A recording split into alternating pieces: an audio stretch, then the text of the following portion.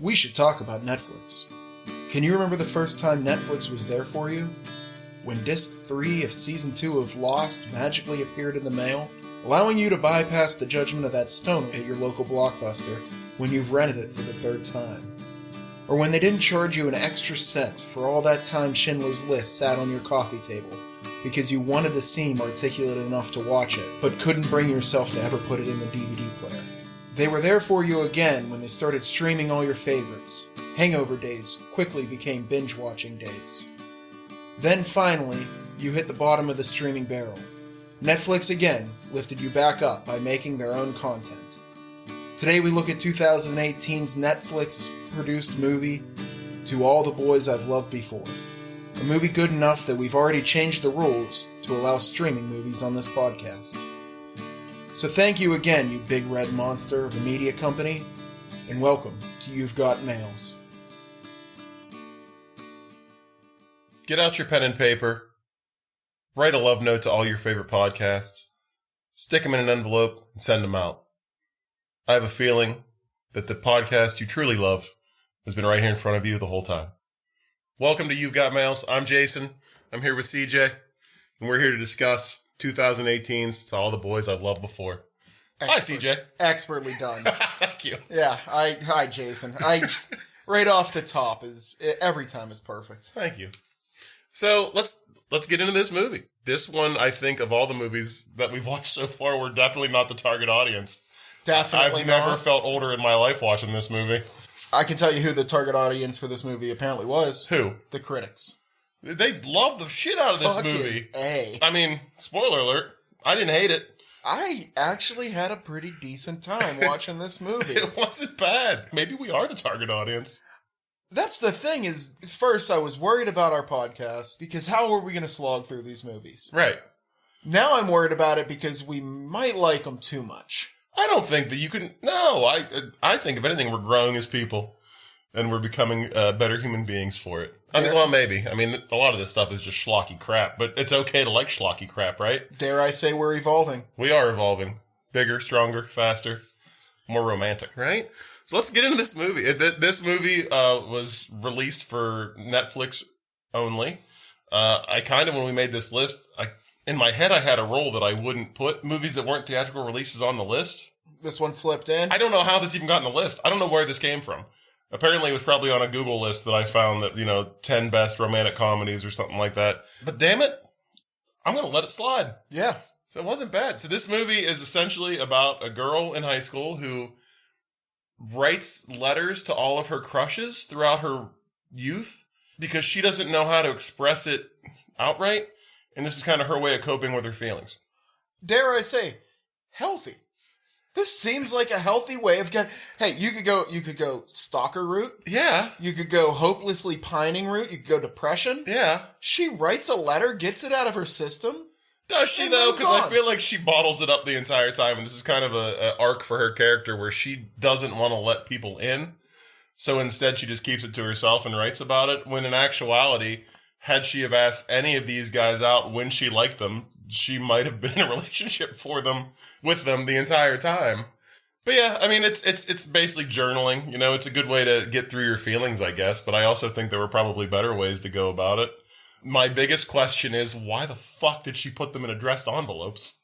That's a pretty great question. And actually, it leads into the movie. I'm going to jump around a little bit. Yeah, please. One of them actually comes back return to sender because I guess that fella fucking moved. I guess we kind of left this out, but somehow, well, we find out later, all of her letters that she's written to these guys get released all at the same time. They get mailed out to her, and then all of a sudden she has to deal with 5 different guys. Well, technically, it should have been 5 different guys. One guy never got the letter because she sent it to their summer camp.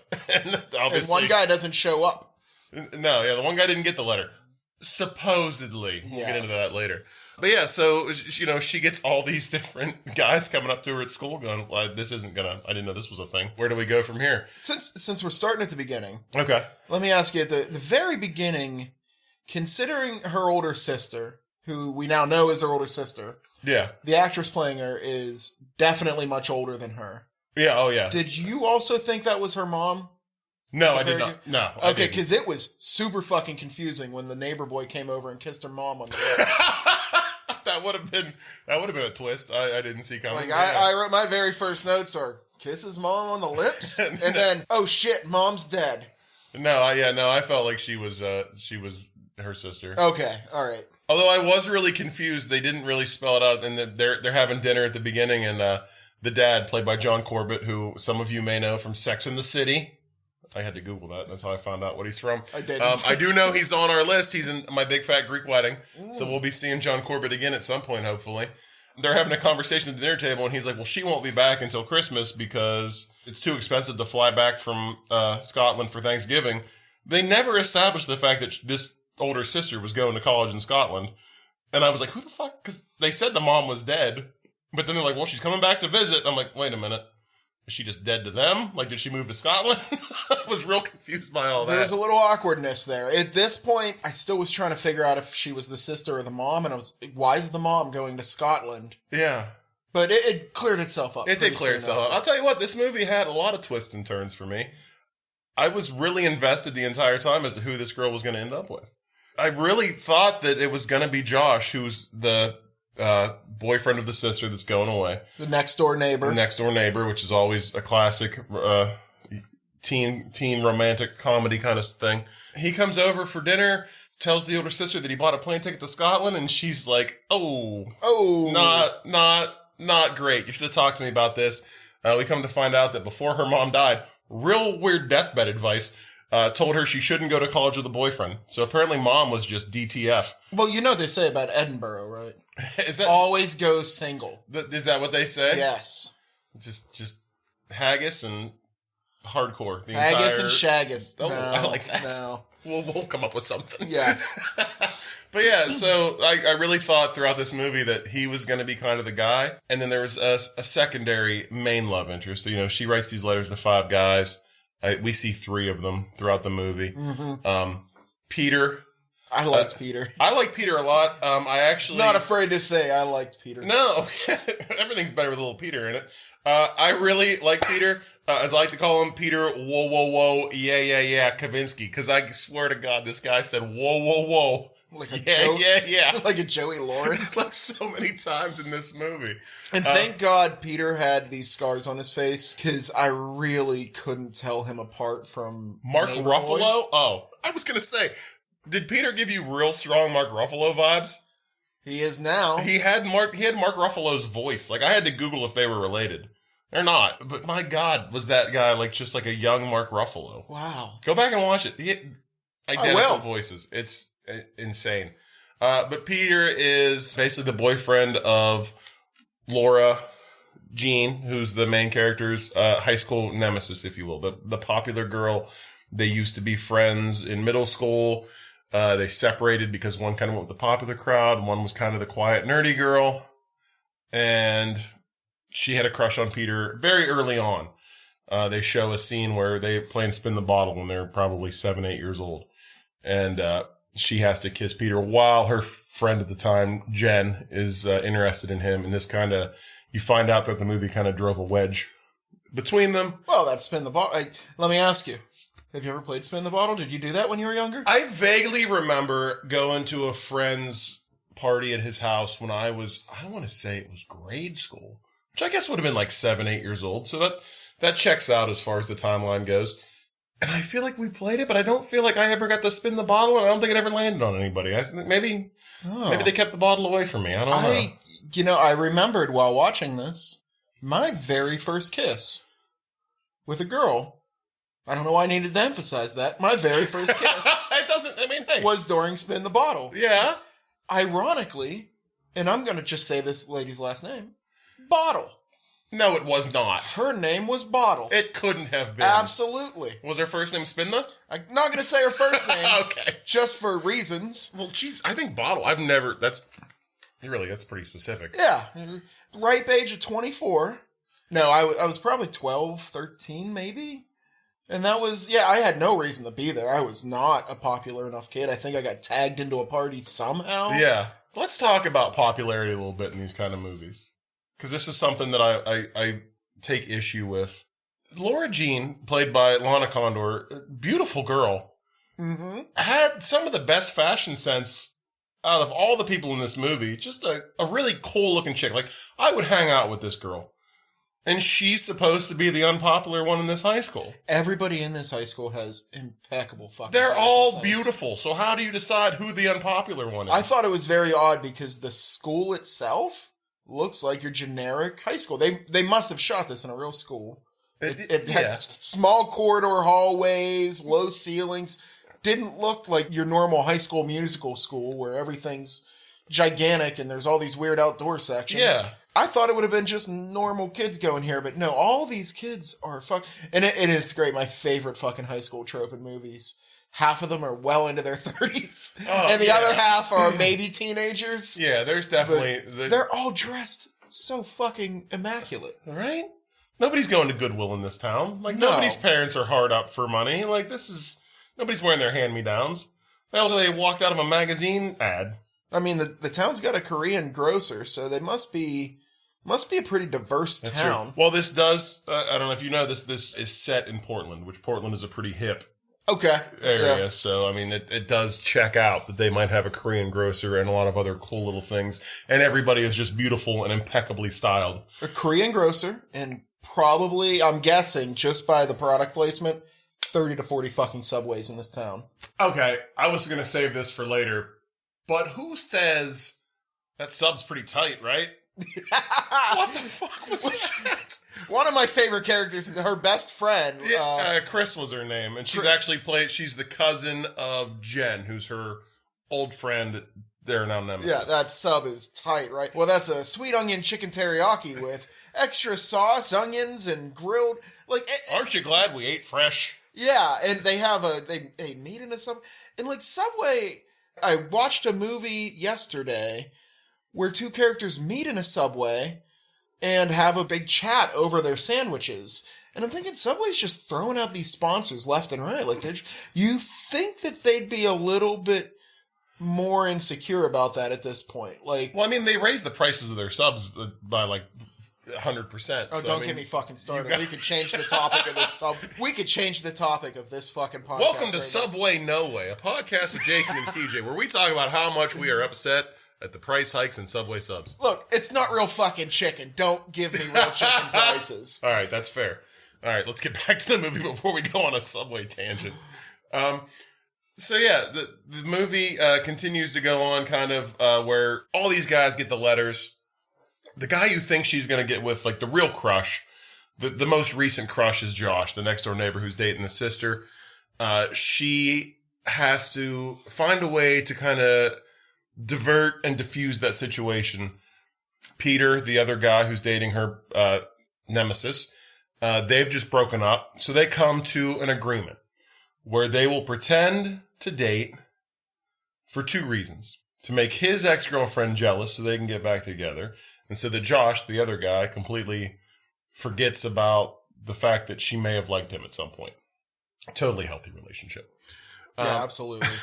It sparks from the very fucking beginning. Yeah, but this is where things get interesting because I didn't want to like Peter, but you really kind of like Peter. He just seems like a swell fella. He does seem like this guy is a better fake boyfriend than probably most real boyfriends. Like, he's doing all the right things. Like, he's driving her to school. He's best friends with her little sister. He's posting her up on Instagram. He's writing her love notes every day. And somehow Laura is just like, it's all still just an arrangement. Everything's fine. Yeah. Even very clinical. Yeah, which is kind of her deal, is that she doesn't want to let people in. But at the same time, throughout the movie, you kind of see that she's falling for this guy more and more. And Josh is just kind of the creepy guy who's always outside of the house for some reason. That actor, he's got personality. And I looked up because I was a little thrown off by the scars on his face. He was attacked as a young child by a mastiff. Yeah. So he had a good chunk of his face pulled off, had a lot of plastic surgery. Still dreamy. Never attempted to be an actor. Really? He followed his older sister to, what do they call that? An interview, an acting... Audition. Okay. And they said, well, what about this kid? And he super shy because his face is all fucked up. Yeah. Gave it a shot, and they've cast him on the spot in whatever show that was. Wow. And it started his career. Good for that guy. Yeah, fucking A. What happened to that dog? What happened to that sister? Oh, she's got to be upset. Yeah, right? You know the dog didn't make it. Oh. The dog always dies in the end. Yeah, but he's kind of responsible for his whole career now. Yeah, the sister who's like, let me get my fucking brother with a chopped up face gets a role before I do. Yeah. What's that all about? Why does Phantom of the Opera get my role? Good for him. Good for him. So yeah, so you kind of go through this movie, and this is where I kind of had the twists and turns because I really thought it was going to be Josh, and then it's Peter, and then you can't really tell what's going to happen with Peter and Laura. But Peter's such a nice guy, but there's this whole thing where he's still just constantly, hey, you did a really good job today. Jen's really getting jealous, but also, he's just a super sweet guy to her. And you're like, what? Come on, dude. One of you needs to shit or get off the pot because you're obviously in love with each other. Like, why are you still trying to make your ex jealous? Absolutely fucking agree. From this point, Josh sort of disappears for a good chunk of the movie. Because he's hiding in the bushes outside the house. That is, he's got the Ferguson thing going on. I've kind of noticed a weird, like, I'm going to try to pick out the stalker in every movie now because there's absolutely a stalker in every movie. You think Josh? I think it's a stretch. Really? Because there's not a scene in this movie where she doesn't look out her window and he's already kind of lurking outside. Either he's not allowed in his own house or this guy's just waiting outside for her to come out. And then even at the end, like, her and Peter kind of get into, like, there's a misunderstanding, if you want to call it that.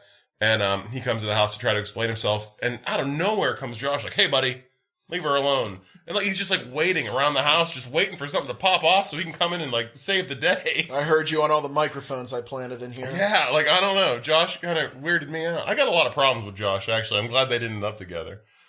Hey, there's a sequel to this movie. Who knows? There's 2 sequels to this movie. I'm okay with that. So am I. But if she ends up with Josh, I'm gonna burn this place to the ground. I'll tell you that right now. And I know you live here, and I apologize, but there's no other recourse. It's all good. Hey. Let me ask you, how many times do you hang out with your buddies and watch Golden Girls? It seemed odd, didn't it? Well, she's with her sister, and I'm going to be honest with you, I love the Golden Girls. Like, I watch the Golden Girls alone. I've never invited you over to watch the Golden Girls. I could. Seemed like a weird placement. There's a few weird things that threw me off in this. I think women love the Golden Girls. I think everybody loves the Golden Girls, but I think if you ask any woman if she likes the Golden Girls, 99.9% of the time, they're going to say yes, and they probably do still watch it if it pops up on reruns or on TV.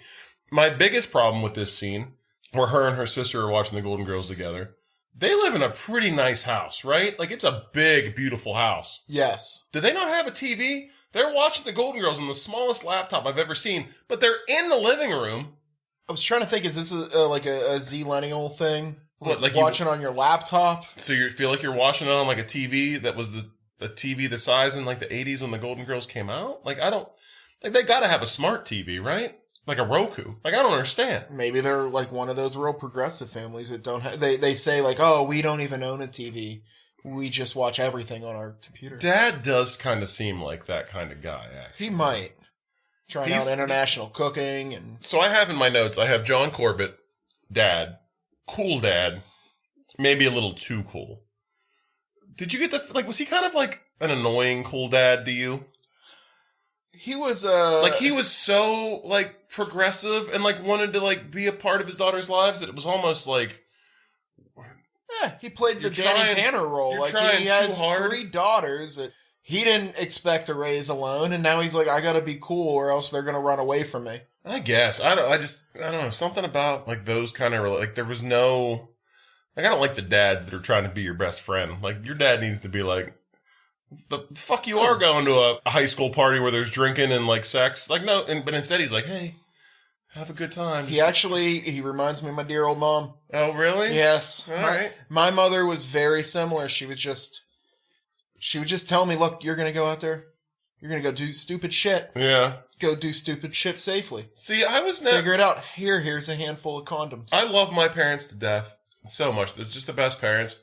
I was just never in that situation where that conversation needed to happen, I don't think, because I was not a real social butterfly as a kid. Like, I pretty much stayed within the confines of, like, where I lived. Like, I grew up in a small little plan, like, and just hung out with a few people here. And, like, I never left. Like, I never went out on my own. Like, once I got my driver's license, I would go to the mall, as kids did in, like, the late 90s, early 2000s, and hang out at the Hot Topic. I don't know. I just felt like my parents never needed to have that discussion with me because that was not an option for me to go out and like drink. And I don't know. It just wasn't a thing that I was doing at the time. And they probably knew that. God, I was like the exact opposite. Yeah. I would...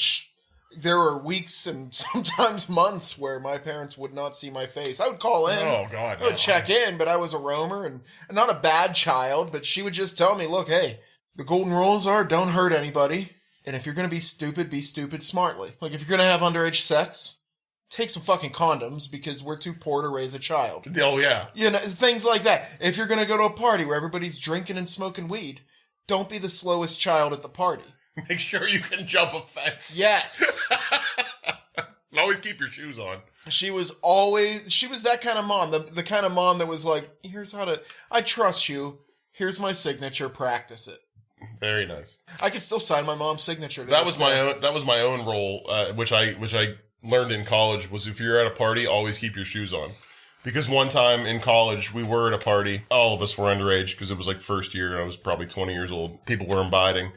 The cops came and knocked on the door, and everybody bolted. And I'm running through the city streets in my bare feet because I had my shoes off at the time. And I was like, I will never take my shoes off at a party. Rookie fucking mistake right there. Yeah. So for all you listening at home, if you are underage, be safe and always keep your shoes on. Before we get back into this movie, I'd like to tell you a story. Okay. Just because we're talking about parents, we're talking about cool dad. Okay. I don't think I've ever told you this story, but my mother was the condom lady. And by that I mean, one day in high school, swear to God, every part of this happened.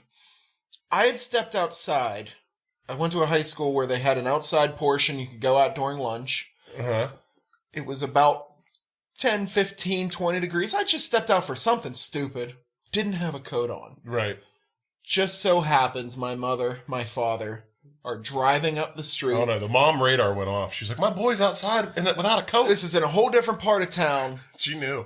It was, her spidey sense was tingling. She jumps the fucking curb in her New Yorker wagon. Oh, Jesus. Boom. Starts screaming. What the fuck are you doing out here? You ain't got no coat on. All you little shit kids out here with your fucking... You're all gonna get sick. Starts screaming at me in front of the entire school. People are opening windows to look at this. She realizes she has an audience. She's going back in the car, pulls out a shopping bag and says, Goggins kids have enough condoms. Holy what? Starts handing condoms out to all of my classmates. And I hear phrases such as, oh, these chocolate ones, they taste real good. Oh, God. Yes, that was my mother. And she was a hit. And it became a once-a-month situation where CJ's mother, the condom lady, would show up outside of school and hand condoms out. All right. I need to ask you a question. And I don't want you to be upset by this question. Why I'm not in fucking therapy right now. No, not that. So, do you think that this was her plan all along? And if not, why is your mom just driving around with a grocery bag full of rubbers? You know what? One day, we're going to get into the CJ's Mom podcast. Okay. That isn't even a 4 on the weirdest fucking stories of my parents. Once we run through every rom-com and romantic drama on the planet, we'll start the CJ's Mom. We'll leave people wanting for now. All right, that sounds good. We'll go romantic movies, Subway, CJ's Mom. Yes, we could turn this into a therapy session, but and then from there we'll figure things out. Look, you said a few things there that kind of triggered something for me. Nothing to do with my mom and a giant bag of condoms. But the school you went to. I always get super jealous when I see schools and movies with so many freedoms, I guess is a way to put it. Like, when I went to high school, I'm from a relatively small town, but not... I couldn't even tell you how many people I went to high school with, but it was a decent amount. Like, we had a pretty big school, but there was no, like, going outside during lunch or, like, sitting under the bleachers or...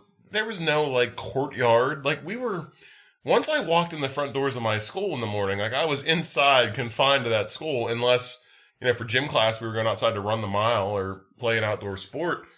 There was a scene in this movie where she's trying to decide where to eat lunch, and she goes from the lunchroom to the library, to outside. And I'm like, no, in my school, like, you ate lunch in the cafeteria or you just didn't fucking eat lunch. Like, there was no options to go somewhere else. Were you like, your school was probably more of an island, though. There wasn't much around it.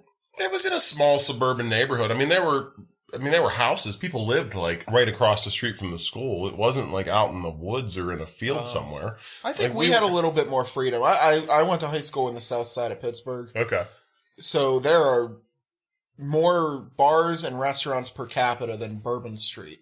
Yeah. On that street. But not there. Places that a high school kid would go. Well, I mean, Well, I guess the restaurants. Yeah, you maybe. had 45 minutes. If you could make it up the street and grab a slice of pizza and make it back, you were good. Oh.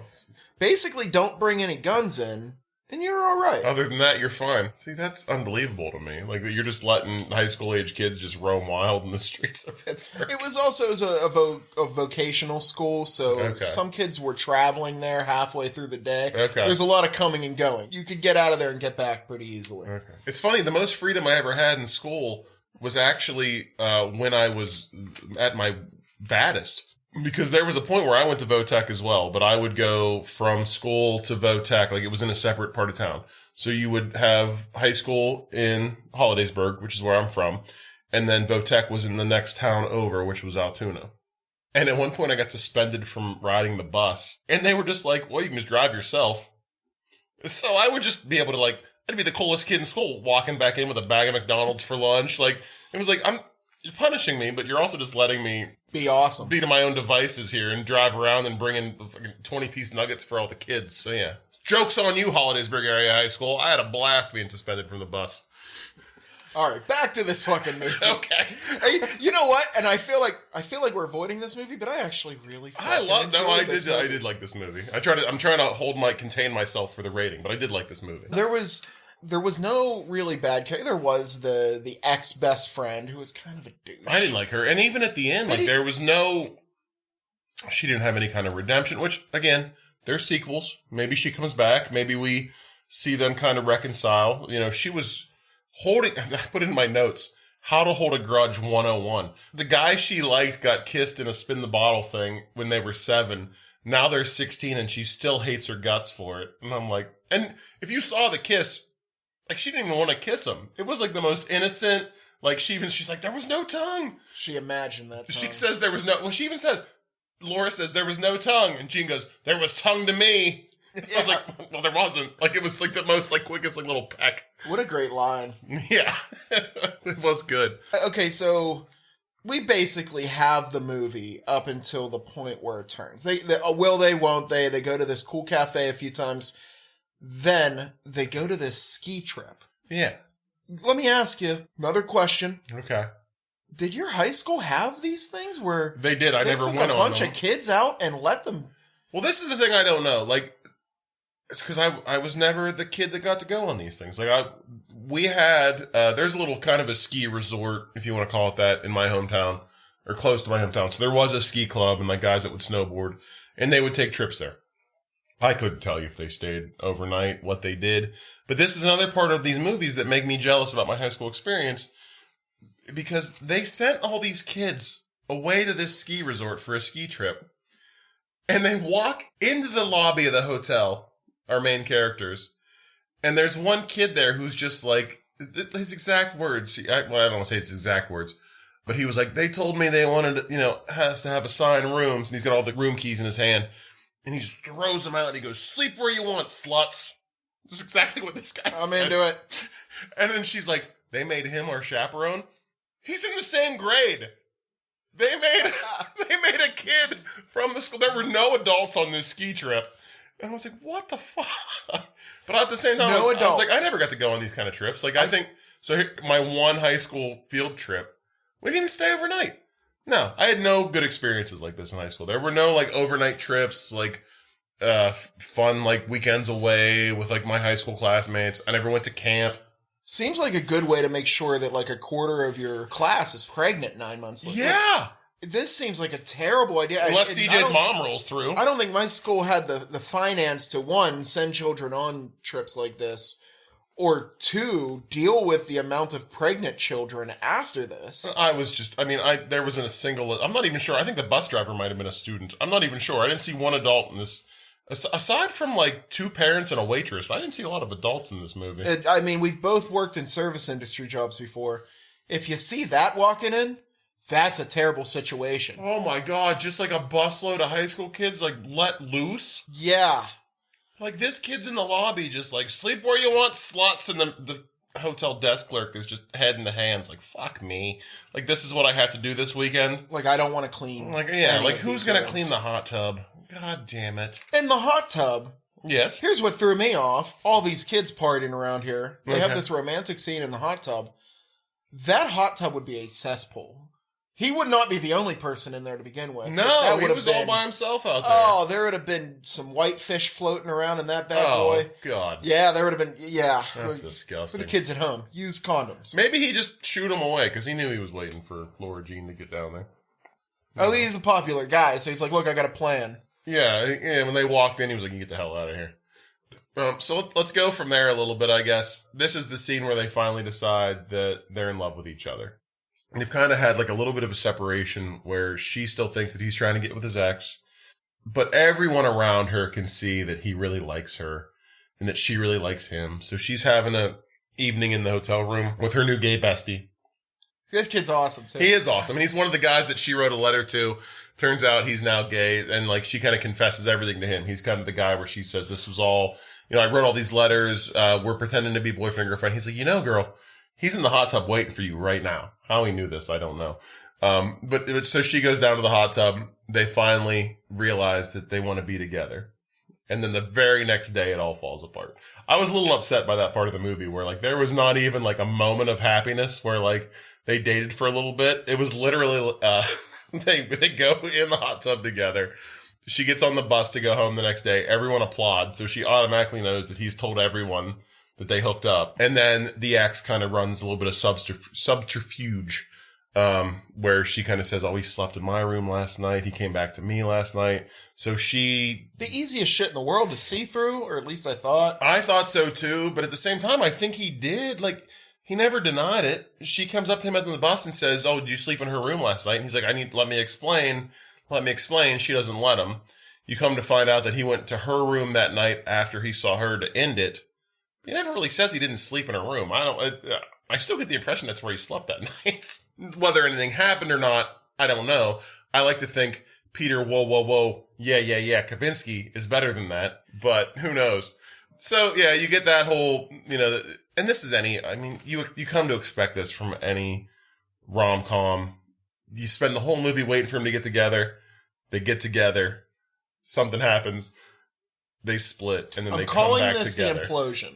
The implosion? The implosion is what has to happen. It happened in 27 dresses. They bang in a car. 2 scenes later, the implosion. Yeah. The Notebook, the implosion happens very early. Then it happens 2 or 3 small implosions later. The whole movie was a fucking implosion. Same thing in Love and Basketball. They had an implosion. And it's they usually at the beginning of Act 3. They also had 3 or 4 implosions. Yeah, theirs were a lot more tolerable. Yeah. One thing I give this implosion, I'm just going to keep saying that word. Implosion is it's the adorable of this episode. Also, I'm going to put this fucking bucket on the table. If one of us says adorable, you have to put $5 in the bucket. This movie was adorable. Let me get my wallet. You know how many adorables I have to cut out? I don't know why you would. Too damn many. All right. But that's adorable. Yeah, we're grown-ass men, for God's sakes. But this implosion, of all the ones we've seen so far, I think handled the best. There's a lot of confusion. At first, she's a little irrational. He's a little irrational. They quickly get over their shit and talk it out with the parties involved and handle this shit like actual human beings would handle it. I don't totally agree with that because they pretty much just block each other. Well, he knows he's in love with her. He knows what really happened. He knows that there's been a misunderstanding. She doesn't see that, so she's kind of just pushing him away. We get a scene where, her sister comes back from Scotland. She's all haggissed out. She's been haggissing and shaggissing. She's home. They're having Christmas, they're making Christmas cookies. Peter finally just comes to the house and knocks on the door to try to talk things out. And this is when Josh, the guy in the bushes, pops out of nowhere. As a wrestling fan, how fucking awesome would that have been if you heard like Stone Cold's entrance music? Yeah, and you're just like, oh shit, he's here. He's in the weeds. Yeah, but he comes out, and then the sister finds out that, at some point, Laura Jean was also in love with Josh, and this causes almost a secondary implosion between her and her sister. So there is a little bit of dancing around a few things. There's some definitely struggles between all parties involved. And meanwhile, like Josh, I feel like, while he is the creepy guy in the bushes, has also kind of accepted the fact that even he can see, even though he was against it at first, that Peter and Laura Jean should be together.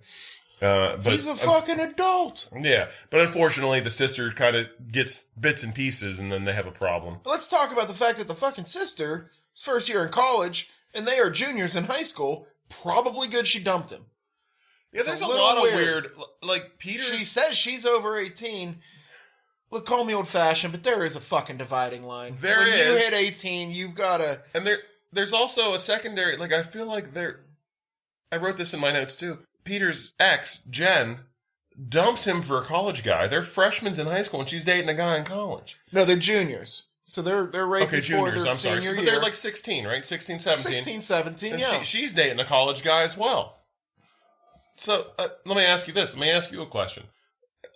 Have you ever dated outside of your age range? Like when you were growing up, like in high school, how much younger, how much older relationship-wise did you go? I think I can say, my wife. She's older than me. Okay. By a couple years. I have never once dated somebody my own age. Okay. It's always been women that are a few years older than me. Okay. Every single time. Never once, I don't think I've ever even so much as kissed a girl younger than me. Really? Yeah, just, I don't know. Maybe it's MILF porn thing or something. Maybe wow. No. Go ahead and cut that one out. No, we're not editing that out. That's going in the books. Yeah, I just, I don't know. I guess that is my age gap thing. I got you. I've dated in my adult life. I've I guess gone a little higher, a little lower. Yeah, you're not a guy that sets I mean, I definitely set a limit. You don't set parameters, though, where you're like, I only date women like this. As long as it's a legal thing. Oh, yeah, absolutely. And you like the gal, you'll give her a shot. I kind of met more high school age you. And, like, did you ever date, like, as a junior, did you date a senior? As a senior, did you date a junior? Like, did you ever, when you were in high school? I only dated one girl in high school, very briefly. I was not a good... believe it or not, by the look of me, yeah, not exactly dragging them in. I don't believe it, but I feel you, because I was the same way. I was no farmer, sir. I was pulling no hose. Yeah, I was. I was not a Don Juan in school myself, but flirtatious relationships, kind of like nothing serious. But I guess I dated. If I did date in high school, I usually went for lower class men, ladies, whatever you want to call it. I just went for lower class ladies. I feel like everybody in my grade knew I was a loser, so I had to go. I was like, well, I look cool to this girl. Yeah, see, I only had one real girlfriend in high school, and she was homeschooled and about a year or two older than me. Oh, so she had no idea. She was like, I don't even know if you're cool or not. I don't even know what... Might as well have been Amish. I don't even know what guys are supposed to look like. I've never left my house. All right. So I thought after this that it was a lot more... Like, they just became adults. She has a conversation with her sister pretty much immediately. You got to. Yeah. They explains air it the out. situation. They figure it out. They hug it out. They move on. And then she has a conversation with this Josh fella that she should have had from Act 1. Yeah, absolutely. And they have... It's kind of her whole thing. And a conversation so adult that everybody else in the room's like, oh yeah, you got this figured out. The most adult of all these people, which we've left her out completely, is probably the little sister. Oh. She's the reason... Go ahead and put $5 in that fucking bucket right now. She's adorable. She's the reason all the letters get sent out, because she kind of realizes that her sister has all these guys that she likes. And she actually sees an interaction with her and Peter and thinks, well, he likes her. She sends out all 5 letters because she's like, well, 1 out of 5's got to hit. And she wants her sister to have a relationship and be happy. Playing the odds. Yeah, exactly. But she can even see it. She was like, you need a relationship. Like, you obviously like a lot of people. You just don't want to let anybody in. So let's get the ball rolling. Let's grease these wheels. But they all have this little talk of, obviously Peter likes you. Please just go tell him you like him too. This isn't a fake relationship anymore. For being such a smart girl. Real fucking dense. Yeah. As Peter said. Exactly. Without the fucking. He doesn't say fucking. This is a a teen comedy. They throw a couple. They say shit one time. I think she says bullshit. There is a scene where the ex-best friend's new best friend at the party... Oh, God. Please, tell me you wrote this down. Oh, absolutely. Because I kind of want to dissect this, How did it go? Was it H on C, H on P, H up and down on P? What a great fucking line. That is about as ill as they get in this. It's the most which risque. Isn't very deep, but yeah, it's the most risque they get. They say a lot of things without saying creative. A lot of things. So yeah. if you're a 40-plus man watching this movie, you know what they're talking about. If you're a young teen girl, maybe you're not sure what the H and the P and the C and the T are, but... Oh, you kidding me? These kids nowadays, they shake hands with anal. Oh, Jesus. Oh, yeah. They're at third base before we even knew what third base was. These kids today... You can't see it, but I'm shaking my fist in the air. These kids today... You're actually shaking your fist in the air. No bullshit on this podcast. I tell it how it is. That line had me. It gave me a little spit take. It was good. I did like it. So, we're at the point in our show where we're getting towards the end here. And we'd like to just roll on into our grand gestures. Anything that you'd like to say about this movie that you'd like to, proclaim before it's too late?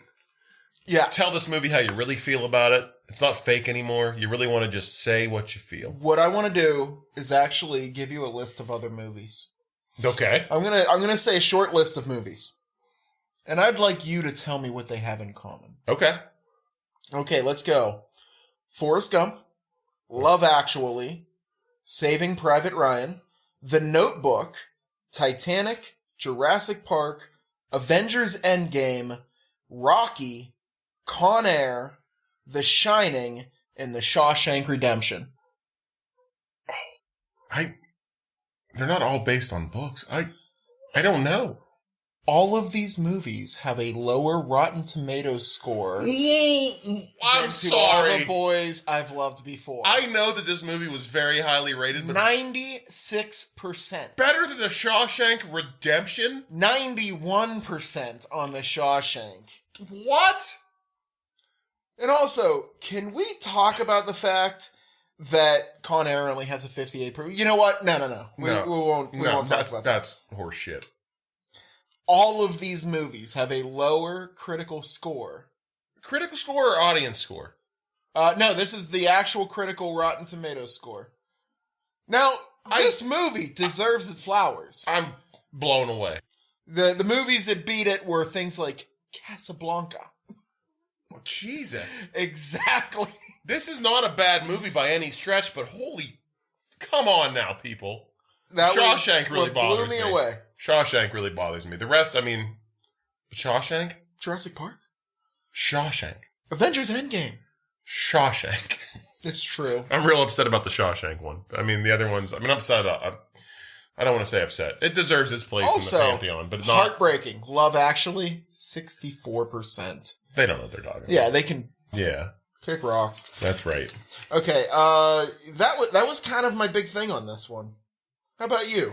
I got a few things. So, as you know, well, maybe you don't. Wait. I got one more. I'm sorry. I have one more. By all means. Let's talk about a man named Michael... Ooh. Is that going to be a hard one to pronounce? Michael Fimignari. Let's just call him Michael. He was the cinematographer for this movie. Okay. What else did he do? Did you notice something about this movie? And it was shot in a way that none of these movies have had so far. Let me tell you about let me give you a short list of some of this guy's movies. Okay. The Haunting at Hill House. Okay. Dr. Sleep. Ooh. Fall of the House of Usher. He does all horror movies. Midnight Mass. Well, okay. Is that a horror movie? Mike Flanagan is a director who did Dr. Sleep, House of the Fall of Usher, Midnight Mass. They must be Paranormal, Ouija, constant collaborators. But yeah, it's just Before I Wake.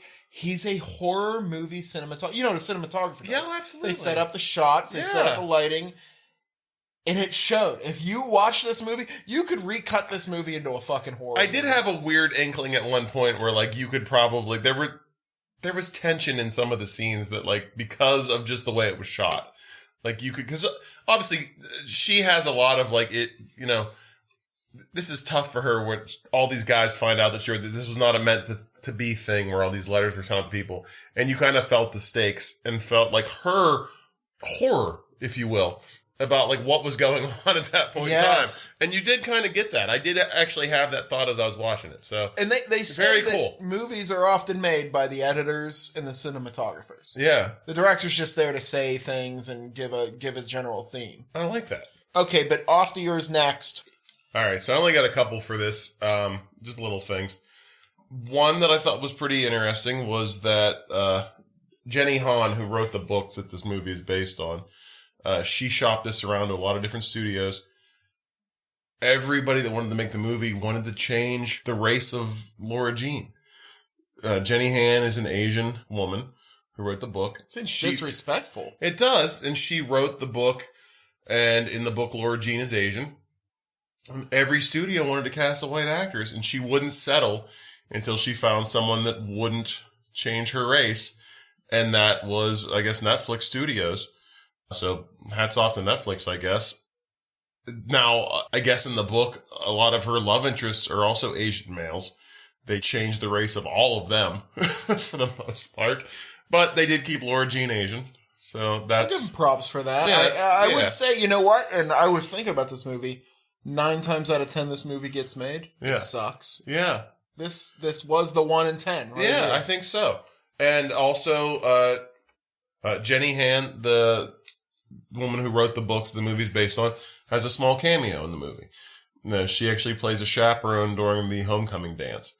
So when when they're dancing, when the boy comes up to her and asks her to dance, and they kind of have a nice shot where he takes her hand and leads her out on the dance floor. There's an older Asian woman there who is watching them dance, and she plays a chaperone. So that was kind of cool. Her and one of the boys on the gay best friend. Yeah, the gay best friend. Yes, who Lucas, I believe, was his name. I would have thought at this point, this was filmed in 2018. Yes.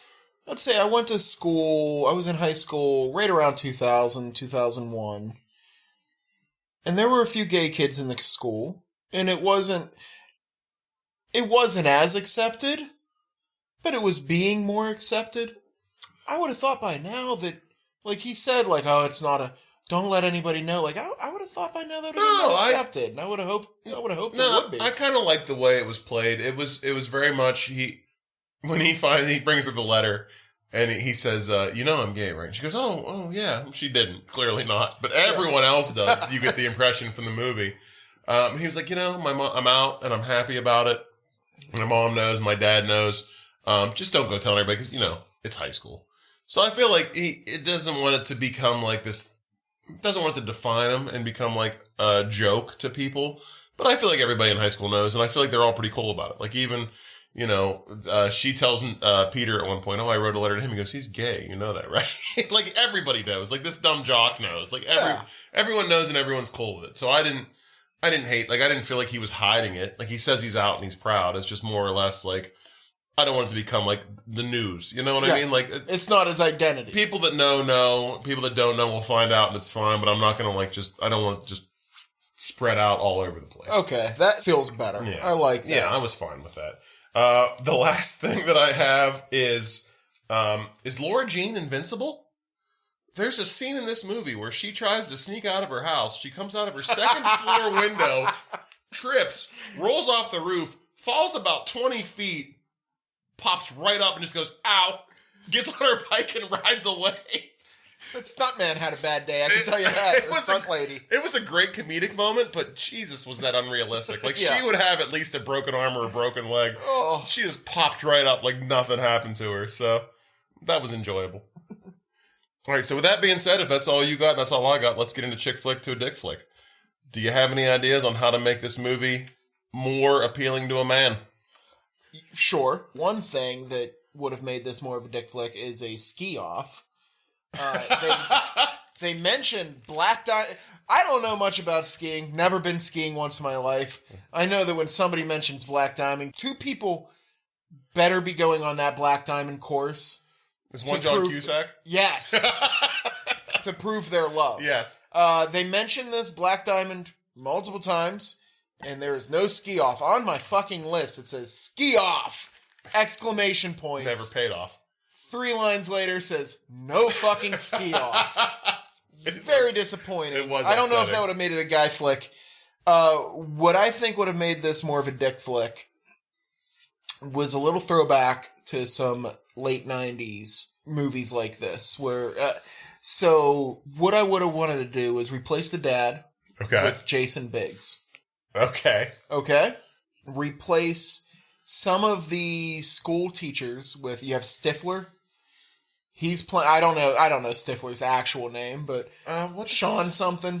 Yeah, Sean William Scott. Sean William Scott plays the principal, but they're playing their characters from American Pie. So it's like American Pie Jr. Yes. I like that. Which I've seen. They've made American Pie Jr. movies. They're fucking terrible. This could have been a better one. But don't really, play it up. Don't give them a lot of meat to play with. Yeah. Have them in the movie just playing themselves from those movies. Quick scene or so. I like that. I thought it would have been great, because American Pie, it was a funny movie when I was 17 years old. Yeah. So that would be my choice. Beautiful. I like that a lot. Oh, thanks, bud. All right, so here's mine. So we know that Laura Jean's mom died, right? Yeah. But we don't know how. Turns out she worked for the government. She had government secrets. On her deathbed, she didn't share with her oldest daughter, don't go to college with a boyfriend. She shares these government secrets, right? Her daughter goes to Scotland. We have a Taken situation where she's kidnapped and being being interrogated for these government secrets. What's she going to do? Who's going to save her? I'll tell you who. Laura Jean and her 5 lovers.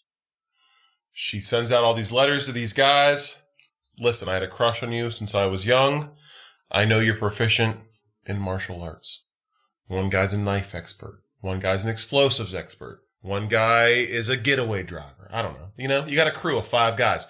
You create a little SEAL Team 6 where Laura is the head. It's like a reverse Charlie's Angels.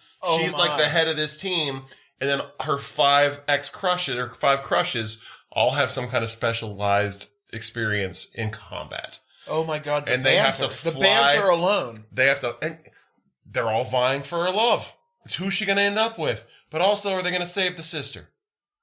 And this is where I go with it. Obviously, Peter, whoa, yeah. He still gets the girl in the end because he's the best out of the 5. I know there's no winners, but you won. Yeah, thank you. Fuck. Let's get into the Nicolas Cage portion of the contest. Okay. Contest. It's not a contest. Even though I just won. The Nicolas Cage portion of the podcast. I'll go first this time. Okay. This one was actually hard. And it's not hard because it was actually still easy to connect one person in this movie to a Nicolas Cage movie. Yes. But not where I would have thought. So I go down the rabbit hole. And the first thing I do is I look up the dad, who is played by John Corbett, because he's the oldest guy in the movie. And I'm like, if anybody's been in a movie with Nicolas Cage, it's going to be John Corbett. I go down the list, nothing. Can't find a damn thing. So then I go to the woman that played Peter's mom. Because she's also... I went from oldest to youngest, because I'm like, it's got to be one of these older people. Makes sense. I also did an IMDb search on the lady that plays the waitress in the diner, because she pops up as part of the main cast, because she's had 100 fucking acting credits. Not a single movie with Nicolas Cage. The guy that plays the coach, he has one line. When Laura Jean passes out and then makes out with Peter, he goes, "Hey, 2 laps, Covey." He's been in 100 things. Not one with Nicolas Cage. So I was like, oh, this is going to be tougher than I thought. I start getting into the younger cast. I start going main characters. The girl that plays Laura Jean, the guy that plays Peter, because I'm like, well, they're top billed. Maybe they've been in more things. Nothing. You know what I find out? Chris. The girl that plays Chris. Jen's cousin. She's awesome. She is awesome. And she's in an awesome goddamn movie. Her name, and I want to give her credit, Madeline Arthur, is in one of my absolute favorite, most recent Nicolas Cage movies, based on an H.P. Lovecraft story, Color Out of Space, which is like a sci-fi horror movie. Plays his daughter. And there you go, people. There's not a single movie, and I'm going to put money on it right now. I'll tell you right now, there's not a movie I can't connect to Nicolas Cage in one person. And the day that I don't know. I'm going to do something wild. We'll figure it out. All right. But CJ, anything on the Nicolas Cage front? I do like Madeline Archer, you said? Her name is Madeline Arthur. Arthur. Yes. She was great at a TV show called The Last Blockbuster. Mm. Yeah, she was awesome. Great comedic timing. Nice. So normally I've been trying to contact Nicolas Cage. Right. I'm not hitting a lot of great. I'm still working on this. Yeah, he's not here today, and every day I walk into this basement and he's not here, I get a little more sad. I do that just waking up in the morning. But I want to have some Nicolas Cage in this, so I'm going to go back on another idea that we might have had. Okay. Where would I place Nicolas Cage in this movie? Oh, okay. I had 3 ideas, and I'll save the one I think is the best for last. Is one, go ahead and replace Laura Jean with Nicolas Cage. No context at all. No context at all. He's a high school girl. Same exact script. They don't change anything. He plays it off the same way. Okay. I'd watch that. One is more realistic. Replace the dad with Nicolas Cage. That's an obvious. Yeah, that's an obvious one. The one that I think would be best is at the very end of this movie. Did you catch the post credits? Yes, one of the boys who didn't show up throughout the movie that you didn't know whether he got the letter or not shows up, setting us up for a sequel. Cage. Oh, that's him God. Right there. He plays so a high she school opens kid. the door. Nicolas Cage is standing there wearing a high school boy's uniform, and he's got the letter in his hand. Never says a word. I love it. Let's make it. I wish we could put Nicolas Cage in everything. I really do.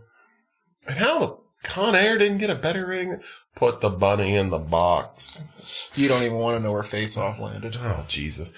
All right, ratings. Ratings. Would you like to go first? Sure. Okay. I am going to give this 4 boys that I loved before. 4 boys. Yeah, this is, it surprised me. It was better than I thought it would be. I was dreading turning this on. It is one of the better movies we've watched so far. I'm right with you. I'm trying to think. I gave Love Actually a 4.5 or a 4. I'm not sure. It was a little low. It was because I am critical, and I don't want to. I'm not giving anything a 5 unless it actually just blows my socks off. You're one of those guys. I'm one of those guys. I'm not. You got to earn it. 5's on the list, but we never give a 5. Yeah, I'm gonna earn it. They're gonna earn it. I'm not gonna earn anything. I need them to earn it. This movie has to blow my socks off to get a 5. So I'm gonna come in, I think, at a 4. I really like this movie. I'm in the same boat as you. I came home today. I watched this, I think, like you did, just today before we did the podcast. And I was dreading it. I'm not a young adult fiction guy. I don't want to watch a movie based on that. But this movie gave me, I'll tell you what this movie gave me real vibes of was Easy A, which is on our list with Emma Stone. And yes. I love that movie so much. And this really gave me those kind of vibes. I was invested. I had favorite characters. I knew who I wanted her to end up with. It was a really just fun, easy movie to watch. It wasn't a slog. I had a good time. I laughed quite a few times, and I was invested in where the characters went. And there's 2 sequels, and I'm going to be honest, I am going to wait until they come up on the list, but I want to watch right now. I want to see where this goes. So, yeah, it's a 4 for me. It's a 4 for me, dog. Nice. I like it. All right, so let's roll for our next movie then. All right. What do we got? See. We are going to go with number 89. 89. I like it. Let's see where we're at on 89. Girls Trip. Oh, really? Yeah. Are you excited about Girls Trip? I actually am. This is one of the 4 or 5 that I am excited about because this is a movie that my favorite movies are probably comedies. Yeah. And this is a dark horse comedy. This is one that it comes up on lists all the time as you didn't see this, but you need to. And I am excited. Yeah, I feel like I know a little bit about this movie. I know that Tiffany Haddish is in it. Yes. I believe Queen Latifah is in it. Okay. I know it's kind of a girls go to maybe New Orleans. Like they go on a girls trip and something about New Orleans and chaos ensues. So I'm excited. You know what? And I'm also I recently just went to New Orleans, so I'm kind of excited to see what they did that compares to my trip. Probably more. Probably had a way better time. Although I had a pretty good time, but I feel like Tiffany Haddish and Queen Latifah know all the cool spots to hang out at. I mean, Tiffany Haddish is the cool spot. That's right. Like if she's there, you're at the right place. You're having a good time. Yes. I agree. All right. So I think that's it for us then. Thank you for joining us on this episode of You've Got Mails. And until next time when we review Girls Trip, stay romantic and don't be shit at each other. Put that H on the C, baby.